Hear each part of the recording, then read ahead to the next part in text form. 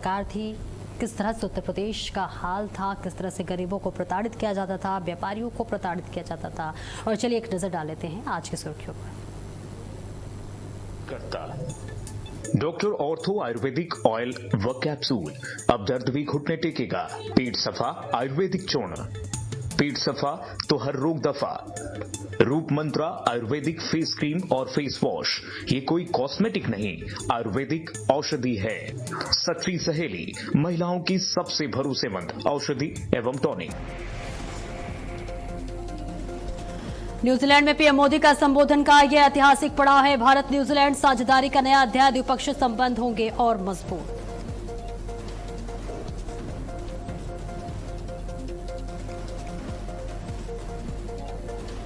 कुशीनगर में विपक्ष पर जमकर बरसे मुख्यमंत्री योगी आदित्यनाथ। कहा, पहले बच्चे इंसेफेलाइटिस से तड़पते थे, तब सरकार ध्यान नहीं देती थी। डबल इंजन की सरकार में बच्चों का भविष्य सुरक्षित।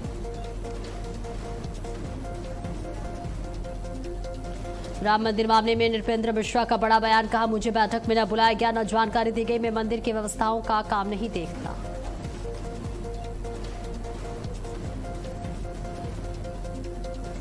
नौसेना को मिली बड़ी ताकत। आईएनएस महेंद्र गिरी भारतीय नौसेना में हुए शामिल। राजनाथ सिंह ने कहा, समंदर में भारत निर्णायक स्थिति में है। लखनऊ में बीजेपी प्रदेश मुख्यालय में होगी अहम बैठक। प्रदेश अध्यक्ष पंकज चौधरी करेंगे अध्यक्षता। चुनावी अभियानों को लेकर बनेगी रणनीति।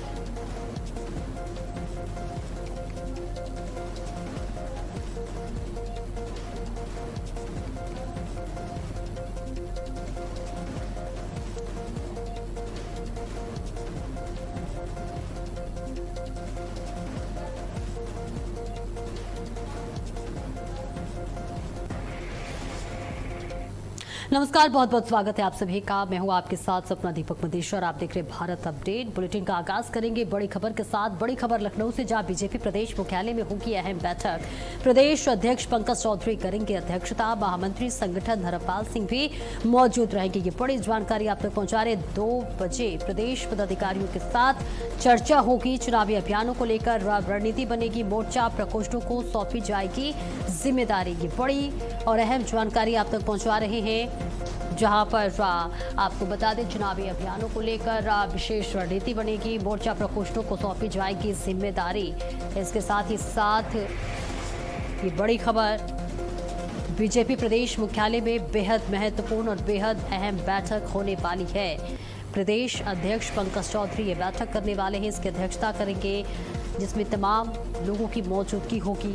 बेहद महत्वपूर्ण ये बैठक बताया जा रहा है। प्रदेश अध्यक्ष पंकज चौधरी इस बैठक की अध्यक्षता करते हुए नजर आएंगे। ये बड़ी जानकारी। महामंत्री संगठन धर्मपाल सिंह भी इस बैठक में मौजूद रहेंगे। 2 बजे प्रदेश पदाधिकारियों के साथ ये बैठक होगी और जिस पर चर्चा किया जाएगा, विचार विमर्श होगा। चुनावी अभियानों को लेकर रणनीति बनेगी। 2027 विधानसभा चुनाव को लेकर इस बैठक में रणनीति बनेगी। तो ये बड़ी और अहम जानकारी आप तक साझा कर रहे हैं, जहां बीजेपी प्रदेश मुख्यालय में ये बैठक होने वाली है। इस बैठक में प्रदेश अध्यक्ष पंकज चौधरी की मौजूदगी रहने वाली है। 2027 विधानसभा चुनाव के मद्देनजर ये बेहद महत्वपूर्ण बैठक बताई जा रही है, जहां चुनाव को लेकर रणनीति बनाई जाएगी। तो 2 बजे ये बैठक होने वाली है और इसके साथ ही चुनावी अभियानों को लेकर स्ट्रैटेजी बनेगी, रणनीति बनेगी, विचार विमर्श होगा। इसके साथ ही आपको बता दें, 2027 में विधानसभा चुनाव होने वाले हैं उत्तर प्रदेश में, जिसके मद्देनजर बेहद महत्वपूर्ण ये बैठक बताई जा रही है। प्रदेश अध्यक्ष पंकज चौधरी की मौजूदगी होने वाली है। इनकी अध्यक्षता में ये बैठक हो रही है। तमाम दिग्गजों की भी मौजूदगी रहने वाली है। 2027 चुनाव को लेकर विशेष रणनीति बनाई जाएगी। तो ये बड़ी और अहम जानकारी आप तक पहुंचा रहे हैं। 2 बजे बीजेपी कार्यालय में महत्वपूर्ण बैठक होने वाली है, जिसमें तमाम दिग्गजों की मौजूदगी रहने वाली है। 2 बजे ये बैठक होने वाली है। आगामी चुनावी को देखते हुए रणनीति बनाई जाएगी। प्रदेश पदाधिकारियों के साथ रणनीतिक चर्चा की जाएगी। तो ये बड़ी और अहम जानकारी आप तक पहुंचा रहे हैं, जहां बीजेपी प्रदेश मुख्यालय में हाई लेवल मीटिंग होगी। 27 का सिंहासन, टीम योगी का रोड मैप, जहां चुनावी अभियानों को लेकर रणनीति जारी है। आगामी चुनाव को लेकर बीजेपी मंथन करती हुई नजर आ रही है और लगातार रणनीति बनाई जा रही है। प्रदेश प्रभारियों के साथ, पदाधिकारियों के साथ रणनीतिक पर चर्चा की जा रही है। इसके साथ ही 2027 चुनाव में जीत दर्ज करने के लिए लगातार रणनीति बनाई जा रही है, जिसके लिए 2 बजे ये महत्वपूर्ण बैठक होने वाली है और इस बैठक में प्रदेश अध्यक्ष पंकज चौधरी की मौजूदगी रहने वाली है। इसके साथ ही तमाम दिग्गजों की भी मौजूदगी रहने वाली है। तो आगामी चुनाव को देखते हुए बीजेपी लगातार चिंतन मंथन करती हुई नजर आ रही है, जिसके लिए 2 बजे अहम बैठक होने वाली है। इस बैठक में तमाम दिग्गजों की मौजूदगी रहने वाली है। तो ये बड़ी और अहम जानकारी आप तक साझा कर रहे हैं, जहां 2 बजे प्रदेश पदाधिकारियों के साथ चर्चा होगी, बातचीत की जाएगी। तो प्रदेश अध्यक्ष पंकज चौधरी की अगुवाई में ये बैठक हो रही है। बैठक में तमाम दिग्गजों की मौजूदगी रहने वाली है। चुनावी अभियानों को लेकर रणनीतिक जारी है। प्रदेश अध्यक्ष पंकज चौधरी इसकी अध्यक्षता करेंगे। तो इस वक्त की बड़ी जानकारी आप तक पहुंचा रहे हैं। महामंत्री संगठन धर्मपाल सिंह की भी मौजूदगी होगी। 2 बजे प्रदेश पदाधिकारियों के साथ ये चर्चा होने वाली है। चुनावी अभियानों को लेकर रणनीति बनेगी। प्रदेश पदाधिकारियों के साथ रणनीतिक चर्चा की जाएगी, जिसके लिए चिंतन और मंथन किया जा रहा है। तो प्रदेश अध्यक्ष पंकज चौधरी की इस बैठक में मौजूदगी होने वाली है और रमन मिश्रा ज्यादा जानकारी के लिए हमारे साथ जुड़ रहे हैं। रमन, 2 बजे बीजेपी मुख्यालय में ये बैठक होने वाली है। क्या कुछ एजेंडा रहने वाला है इस बैठक का? दें कि प्रदेश अध्यक्ष पंकज चौधरी की नई टीम बनने के बाद यह पहली बड़ी बैठक होने जा रही है। हालांकि इससे पहले 2 बार बैठक हो चुकी है। एक बार परिचयात्मक बैठक हुई और एक बार जब राष्ट्रीय अध्यक्ष नितिन नवीन आए तब बैठक हुई। लेकिन 2027 के मिशन को लेकर पंकज चौधरी और संगठन मंत्री धर्मपाल की ये पहली सबसे निर्णायक बैठक मानी जा रही है और इसी के दौरान ही अब 2027 को लेकर क्या भाजपा की रणनीति है, क्या कार्य योजना रहेगी, किन मुद्दों पर भाजपा आगे बढ़ेगी, किस मुद्दों को भाजपा दबा के चलेगी और कौन से ऐसे मुद्दे होंगे जिस पर फ्रंट फुट पर आकर बैटिंग करेगी, इन सभी को लेकर चर्चा होगी, जिसमें कि मेन बॉडी के जितने भी पदाधिकारी हैं, महामंत्री, उपाध्यक्ष, प्रदेश मंत्री, सभी लोग मौजूद रहेंगे। साथ में जितने प्रकोष्ठ के अध्यक्ष हैं, चाहे युवा मोर्चा, पिछड़ा मोर्चा, अनुसूचित मोर्चा और महिला मोर्चा, इन लोगों इसके अध्यक्ष भी बैठक में रहेंगे। बिल्कुल, 2027 चुनाव को लेकर कितना अहम माना जा रहा है ये बैठक? 2027 को लेकर अहम बैठक है, क्योंकि 2024 में जिस तरीके से भारतीय जनता पार्टी को डेंट लगा था उत्तर प्रदेश में, उसको भरने के लिए लगातार भाजपा भरसक प्रयास कर रही है। लगातार अपने दावों में, अपने वादों में कह रही कि एक बार चूक उनसे हो गई। हालांकि ऐसा माहौल नहीं था, जनता उनके खिलाफ नहीं थी, लेकिन विपक्ष के बहकावे में जनता आ गई। हालांकि इस बार 2017 से भी बड़ा मैंडेट भारतीय जनता पार्टी को दिलाने का जो दावा है वो भारतीय जनता पार्टी के नेता कर रहे हैं और 2024 जैसी चूक ना हो जाए उसके लिए पूरी रणनीति तैयार कर रहे हैं। बिल्कुल, इस बैठक में किन किन दिग्गजों की मौजूदगी रहने वाली है? इसमें जैसा कि मैंने बताया, प्रदेश अध्यक्ष खुद रहेंगे, संगठन मंत्री धर्मपाल रहेंगे, साथ में पूरी कोर टीम रहेगी जिसमें सभी महामंत्री और सभी उपाध्यक्ष, सभी प्रदेश मंत्री और सभी मोर्चों के अध्यक्ष रहेंगे। बिल्कुल, देखिए, बेहद महत्वपूर्ण ये बैठक भी बताई जा रही है। ऐसे में क्या इस बैठक के बाद क्या कुछ रणनीति बनने वाली है, क्या कुछ प्रदेश अध्यक्ष जो है रणनीति बनाने वाले हैं और तमाम जो पदाधिकारी इस बैठक में शामिल होंगे, क्या कुछ अहम निर्देश दिया जा सकता है? बिल्कुल, बैठक और अभियान ये भारतीय जनता पार्टी में अक्सर चला करता है, लेकिन ये बैठक इसलिए खास है क्योंकि नई टीम की बैठक है। नए लोगों को समझाया जाएगा कि कैसे काम होता है। जो पुराने लोग हैं, जो कमेटी में रिटर्न हुए हैं, वो लोग भी उन लोग को गाइड करेंगे कि कैसे कैसे संगठन का काम होता है। और हो सकता है कि आज जो प्रभार है महामंत्री उपाध्यक्षों का, जो जनपदों का प्रभार है, वो भी बांटा जाए, उस पर भी चर्चा हो, किस पदाधिकारी को किस क्षेत्र का प्रभार दिया जाएगा और कौन से पदाधिकारी को कौन सा अभियान, क्योंकि जिस तरीके से भारतीय जनता पार्टी तमाम बड़े अभियान चलाती है, चाहे श्रेष्ठ एक भारत, श्रेष्ठ भारत हो, चाहे समय समय पर बड़े बड़े अभियान है, एक राष्ट्र एक चुनाव हो, इन सब अभियानों की जिम्मेदारी किसे देती है वो सब भी आज तय हो सकता है। संगठन बदलाव से भी संबंधित कोई जानकारी सामने आ रही है क्या? किसी की जिम्मेदारी में कोई बदलाव भी किया जाएगा? नहीं, अभी जब नई टीम बनी है तो अभी संगठन का बदलाव कहाँ से हो सकता है। हाँ, जो मोर्चे के अध्यक्ष हैं उनको ये निर्देश दिया जा सकता है कि आप लोग जल्दी अपना स्वागत कार्यक्रम जो भी है, हालांकि स्वागत होना नहीं था लेकिन छोटा मोटा स्वागत क्योंकि ताकि ऊर्जा बढ़े कार्यकर्ताओं में, इसलिए कराकर आप लोग अपनी टीम तैयार करिए और 2027 की रणनीति पर 2027 में चुनाव में लग जाइए। बिल्कुल, 2 बजे का समय रखा गया है। अभी कितनी हलचल देखी जा रही है? क्या बीजेपी मुख्यालय में तमाम दिग्गजों के पहुंचने का सिलसिला शुरू हो गया है? बिल्कुल, कुछ लोग पहुंच रहे हैं और कुछ लोग पहुंचने वाले हैं, आपको बता दें। और जैसे ही 2 बजेंगे, लगभग 2:15 बजे बैठक शुरू होगी। इसके अलावा भी क्या और भी महत्वपूर्ण बैठक हो सकती है? अभी तो यही बैठक चलेगी, उसके बाद में कल जैसा कि युवा मोर्चा के जो प्रदेश अध्यक्ष बने हैं रोहित मिश्रा, उनका कल राजधानी उस भाजपा कार्यालय पे स्वागत होगा। पहले रोड शो होगा, फिर स्वागत होगा और लगातार इस बैठक के बाद में प्रदेश अध्यक्ष फिर जब जैसे मैंने प्रभार की बात की तो कुछ दिन बाद वो फिर बैठक लेकर जो उनकी टीम है उनको कुछ दिशा निर्देश दे सकते हैं। बिल्कुल, जैसा कि आपने बताया, देखिए रोड शो भी होगा, ऐसे में सुरक्षा के लिहाज से बेहद महत्वपूर्ण हो जाता है। क्या कुछ खास इंतजाम किए गए हैं?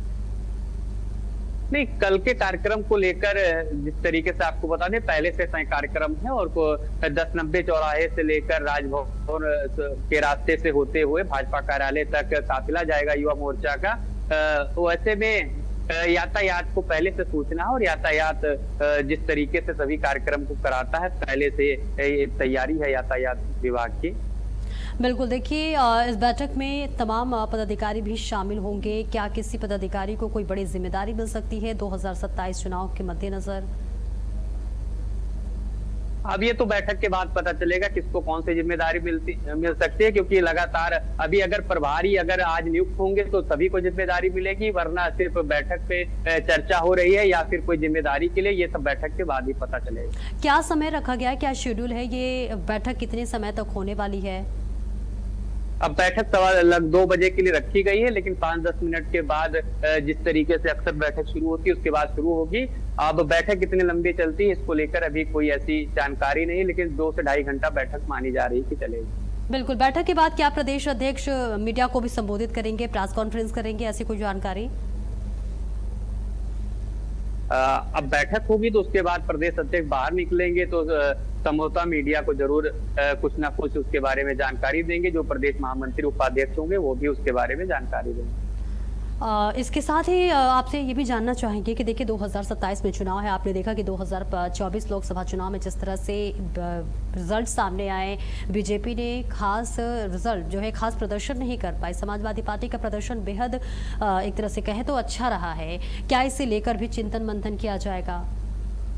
बिल्कुल, जैसा कि मैंने ही शुरुआती बात में ही कहा कि 2024 में जो डेंट लगा है उसको पूरा करने के लिए चाहे जाति समीकरण हो, चाहे विकास के तौर पर हो और चाहे भविष्य के तौर पर हो, हर चीज की रणनीति बनेगी। और सिर्फ ये पहले सिर्फ अंतिम रणनीति नहीं है, आज उसकी शुरुआत होगी और लगातार जब नई टीम के साथ में बैठ के पंकज चौधरी और संगठन मंत्री धर्मपाल करेंगे तो लगातार उसकी समीक्षा होगी कि आखिर क्यों हारे थे। और 17 जो कि भाजपा का दावा है कि 27 में 17 से बड़ा मैंडेट, उसको पाने के लिए क्या कुछ रणनीति बनेगी, इसको लेकर चर्चा होती रहेगी। बिल्कुल, साथ ही देखिए सबसे यहाँ पर महत्वपूर्ण सवाल ये हो जाता है क्योंकि देखिए कई रणनीति कई बैठकें की जा रही हैं, मुख्यमंत्री भी लगातार अलग अलग जिलों का दौरा भी कर रहे हैं। ऐसे में देखिए विपक्ष भी लगातार जरूर पलटवार करता हुआ नजर आ रहा है। विपक्ष की क्या कुछ तैयारी है?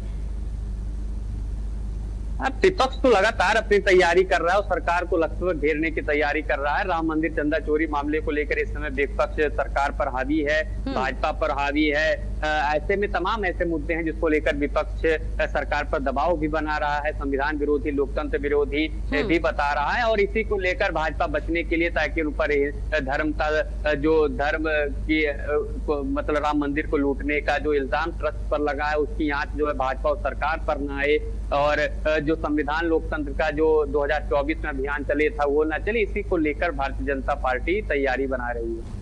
बिल्कुल, बहुत बहुत शुक्रिया आपका इस महत्वपूर्ण जानकारी के लिए रमन। तो लगातार देखिए चिंतन मंथन किया जा रहा है। 2 बजे बीजेपी मुख्यालय में ये बैठक होने वाली है और इसके साथ ही कई विषयों पर रणनीतिक चर्चा भी की जाएगी। और अयोध्या से बड़ी खबर, जहां राम मंदिर केस में नृपेंद्र मिश्रा की अहम बैठक जारी है। चढ़ावा विवाद के बाद नृपेंद्र मिश्रा की ये पहली बैठक बताई जा रही है, जहां बैठक में ट्रस्ट के पदाधिकारी शामिल होंगे। आपको बताते चले कि राम मंदिर निर्माण समिति के अध्यक्ष नृपेंद्र मिश्रा, राम मंदिर मामले में नृपेंद्र मिश्रा का बड़ा बयान भी सामने आया है। 22 जुलाई की ट्रस्ट बैठक से अनभिज्ञता जताई है। इसके साथ ही नृपेंद्र मिश्रा ने साफ साफ कहा है कि जो भी दोषी होगा वो इसमें बख्शा नहीं जाएगा। तो ये बड़ी और अहम जानकारी आप तक पहुंचा रहे हैं, जहां उन्होंने बताया कि जो भी दोषी होगा उस पर कानूनी कार्रवाई की जाएगी। मुझे बैठक में न बुलाया गया और न ही जानकारी दी गई। मैं मंदिर की व्यवस्थाओं का काम नहीं देखता। राम धन गबन वो पहले बता चुके हैं डकैती। तो नृपेंद्र मिश्रा का ये बड़ा बयान सामने आया है, जिसमें तमाम बातों का जिक्र करते हुए उन्होंने कहा कि जो भी इस पूरे मामले में दोषी होगा उसे बख्शा नहीं जाएगा और उचित कार्रवाई की जाएगी। तो ये पूरा मामला आप तक पहुंचा रहे हैं, जहां नृपेंद्र मिश्रा का ये बड़ा बयान सामने आया है। उन्होंने बताया कि इसके साथ ही इस पूरे मामले से अनभिज्ञता जताते हुए नजर आए। उन्होंने कहा कि इस पूरे मामले में जो भी दोषी होगा उस पर सख्त से सख्त कार्रवाई की जाएगी, कानूनी कार्रवाई की जाएगी। किसी भी दोषी को बख्शा नहीं जाएगा। ये बड़ी जानकारी आप तक पहुंचा रहे हैं, जहां नृपेंद्र मिश्रा ने तमाम बातों का जिक्र किया। उन्होंने कहा कि राम मंदिर चढ़ावे मामले में मैं अनभिज्ञ था।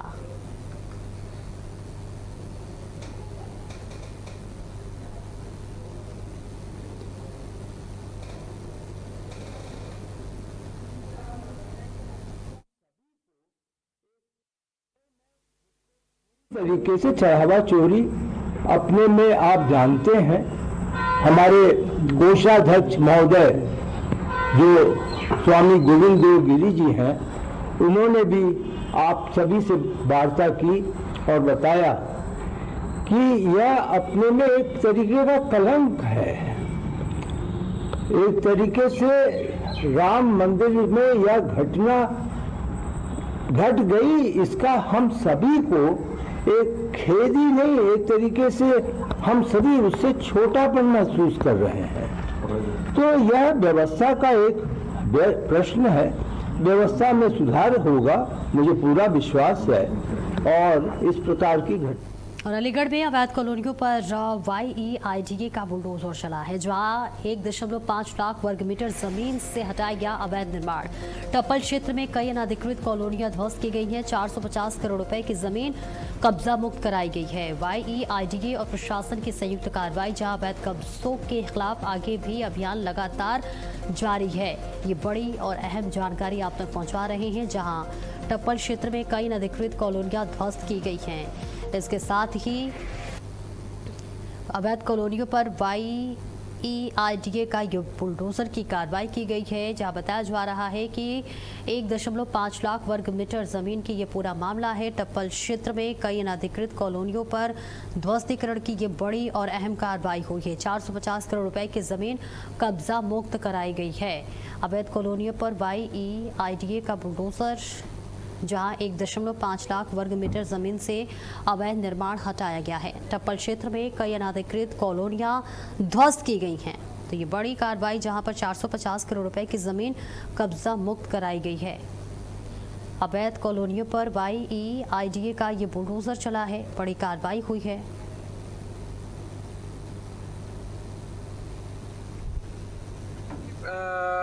मुख्य कार्यपालक अधिकारी महोदय श्री राकेश कुमार सिंह सर के नेतृत्व में उनके निर्देश पे हम लोगों ने आज टप्पल और मरोड़गढ़ी क्षेत्र में लगभग 7-8 हेक्टेयर की जमीन जो थी, जिसपे अवैध अतिक्रमण करके और अवैध कॉलोनियों का निर्माण कराया जा रहा था, उसको हम लोगों ने डिमोलिश कराया है आज। और लगभग 250 से 300 करोड़ रुपए की संपत्ति रही होगी जो जिसपे अतिक्रमण हो रहा था या कॉलोनी बन रही थी अवैध रूप से। और अब ये इस बार हमारी ये अतिक्रमण के लिए 5वां अभियान था, जिसमें ये एरिया था। नेक्स्ट आगे भी हम लोग ऐसा अभियान करते हैं। तो तस्वीर आप तक साझा कर रहे हैं जहां 450 करोड़ रुपए की जमीन कब्जा मुक्त कराई गई है और इसके साथ ही ये देखिए बड़ी कार्रवाई हुई है बुलडोजर की, जहां YEIDA का बुलडोजर चला है, पीला पंजा चला है अवैध कॉलोनियों पर, साथ ही सख्त हिदायत दी गई और एक से साथ ही साथ सख्त संदेश कि अगर अवैध कब्जा होगा तो बुलडोजर की कार्रवाई तय है। और देखिए यहाँ पर तस्वीर आप तक साझा कर रहे हैं जहां अवैध निर्माण पर बुलडोजर की ये बड़ी कार्रवाई हुई है, प्रशासन का पीला पंजा चला है, जहां सख्त हिदायत भी दी गई है कि अगर अवैध कब्जा किया गया तो बुलडोजर की कार्रवाई तय है। तस्वीर आप तक साझा कर रहे हैं जहां पर आपको बताते चले कि प्रशासन का पीला पंजा चला है, बुलडोजर की ये बड़ी और अहम कार्रवाई सामने आई है जहां पर अवैध कॉलोनियों को कब्जा मुक्त कराया गया है। 1.5 लाख वर्ग मीटर जमीन से अवैध निर्माण को हटाया गया है। टप्पल क्षेत्र में कई अनधिकृत कॉलोनियां ध्वस्त थी। प्रवीण कुमार पांडे ज्यादा जानकारी के लिए हमारे साथ जुड़ रहे हैं। प्रवीण, देखिए इस पूरे मामले में बड़ी कार्रवाई हुई है, क्या पहले से नोटिस दिया गया था, ये तत्काल कार्रवाई की है, क्या कुछ जानकारी? निश्चित तौर पे आपको बता दें कि जिस तरीके से उत्तर प्रदेश के मुखिया योगी आदित्यनाथ साफ तौर पर निर्देश दिए हैं कि कहीं भी किसी भी प्रकार से अगर अतिक्रमण है, अवैध निर्माण है तो उसके ऊपर बुलडोजर की कार्रवाई की जाए। उसी के तहत आज अलीगढ़ के अंदर ये कार्रवाई की गई है, जो कि ईडा में बड़ा बुलडोजर एक्शन हुआ है। 450 करोड़ की जो अवैध कॉलोनियां हैं उनको कहीं ना कहीं ध्वस्त किया गया। आपको बता दें कि इस तरीके से कार्रवाई लगातार पहले ऐसे कॉलोनियों पर नोटिस दी जाती है और नोटिस देने के बाद धारा 27 और 28 के तहत उस बिल्डिंग को सील करने और कहीं ना कहीं पुलिस अभिरक्षा में दिया जाता है। लेकिन उसके बावजूद अगर इस तरीके से किसी भी प्रकार से अगर कोई कार्रवाई नहीं रुकती है तो उस पर कहीं ना कहीं बुलडोजर की कार्रवाई चलती है। इसी तरीके से जो टप्पल क्षेत्र के मोरगढ़ी है उसके गांव के आसपास के फेज 2 के इलाके में ये बुलडोजर का अभियान चलाया गया, जिसमें 1.5 लाख वर्ग मीटर में फैले अवैध निर्माणों को ध्वस्त कर दिया गया है और वाटिका मोरगढ़ी सहित तमाम जो कॉलोनियां हैं उनको जमींदोज किया गया है। और इसकी जो बाजारू कीमत जो आंकी जा रही है वो लगभग 450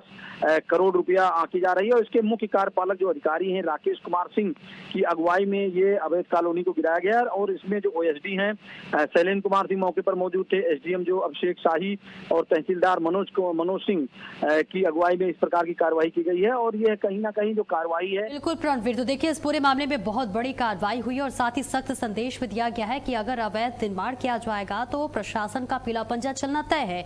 बहुत बहुत शुक्रिया आपका इस महत्वपूर्ण जानकारी के लिए प्रणवीर। और आगे बढ़ेंगे खबर उन्नाव से, जहां हाई कोर्ट के आदेश पर युवक आरिफ का शव कब्र से निकाला गया। आपको बताते चले कि युवक की मौत 27 जून को एक सड़क हादसे में हुई थी। परिजनों के आरोप हैं कि साजिश के तहत युवक की हत्या की गई है, इसलिए परिजनों ने दोबारा शव का पोस्टमार्टम कर हाईकोर्ट की मांग की है। माफ कीजिएगा, इसके साथ ही कार्रवाई की मांग की। हाईकोर्ट के निर्देश पर मजिस्ट्रेट की मौजूदगी में पूरी कार्रवाई हुई।